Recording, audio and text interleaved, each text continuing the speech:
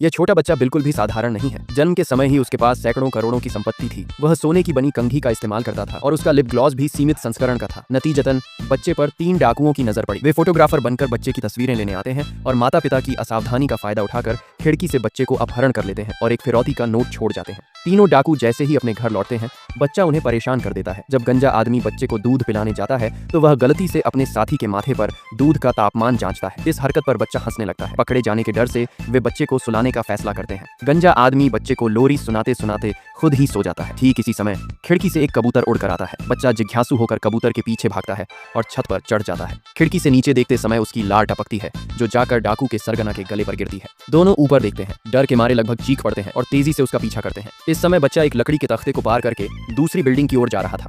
सरगना सबसे पहले तेजी से पार होने जाता है लेकिन असफल रहता है। जब उसके 2 साथी सरगना को ऊपर उठाते हैं तो होश में आने से पहले ही उसे एक और झटका लगता है। गुस्से में गंजा आदमी सीधे लकड़ी के तख्ते को हटा देता है। दोनों साथी सरगना को पकड़कर छलांग लगाते हैं। 1 2 3 कूदो। सभी कूदकर दूसरी तरफ आ जाते हैं लेकिन बेचारा सरगना लौटकर एक वेंटिलेशन पाइप से टकराता है, फिर सीधे कचरे के ढेर में जा गिरता है। आखिरकार एक एंटीना उसे एक और बार मारता है। जब उसके साथी सरगना को बचाने की कोशिश कर रहे होते हैं, बच्चा चुपचाप डाकुओं के बगल से खिसक जाता है। सरगना जैसे तैसे ठीक होता है तो देखता है कि बच्चा एक बस में चढ़ चुका है। तीनों तेजी से गाड़ी लेकर उसका पीछा करते हैं। आखिरकार वे देखते हैं बच्चा एक राहगीर की सब्जियों की टोकरी के अंदर घुस गया है। तीनों डाकू टोकरी का पीछा करते हैं लेकिन वह महिला पीछे मुड़कर देखती है और विनम्र अभिवादन करने के अंदाज में उन पर हमला बोल देती है। मैंने तुम जैसे कितने ही पुरुषों को देखा है, कहकर वह उन पर भड़क उठती है। पल भर में वे मार खाकर तहस नहस हो जाते हैं। इस गड़बड़ी का फायदा उठाकर बच्चा रेंगता हुआ सड़क के बीच में आ जाता है। अपनी सांप जैसी लचीली चाल का उपयोग करके वह सुरक्षित रूप से चिड़ियाघर में घुस जाता है। लेकिन तीनों डाकुओं की किस्मत उतनी अच्छी नहीं थी। नव वर्ष पर जिबाह किए जाने वाले सुअर भी उनकी तरह इतना करुण नहीं चीखते। वे घास के मैदान से शॉर्टकट लेना चाहते थे लेकिन एक निर्माण के गड्ढे में गिर जाते हैं। जब वे उसे ढूंढने आते हैं, बच्चा तब तक अपने बड़े भाई को ढूंढ चुका होता है, एक बंदर। वह पिंजरे के अंदर उसके साथ मजे से खाना खा रहा है। बंदर को भी यह छोटा भाई काफी पसंद आता है। वह उसे अपना पसंदीदा आड़ू खाने को देता है। गंजा आदमी अपनी लंबी बाह का उपयोग करके बच्चे को खींच कर निकालने की कोशिश करता है। जब वह लगभग सफल होने वाला था, बंदर छोटी बाह बढ़ाकर उसे एक थप्पड़ लगाता है। इस तरह वह अपना मनोभाव स्पष्ट कर देता है। लेकिन गंजा आदमी बंदर की चेतावनी को अनदेखा करता है।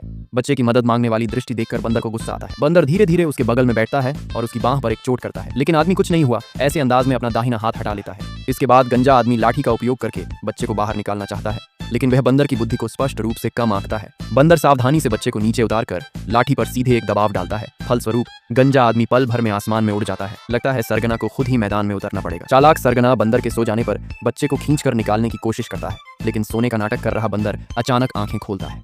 वह अपने छोटे होंठों का उपयोग करके सरगना के मध्यम बालों को उड़ाकर लगभग गंजा कर देता है। फिर वह उसे छोटी मुर्गी की तरह पकड़कर उठाता है और विपरीत दिशा के लोहे के पिंजरे में फेंक देता है। पिंजरे के अंदर मौजूद छोटे बंदर उसे नोचते हैं जिससे सरगना छुटकारा नहीं पाता है। इसके बाद बंदर बच्चे को पीछे के दरवाजे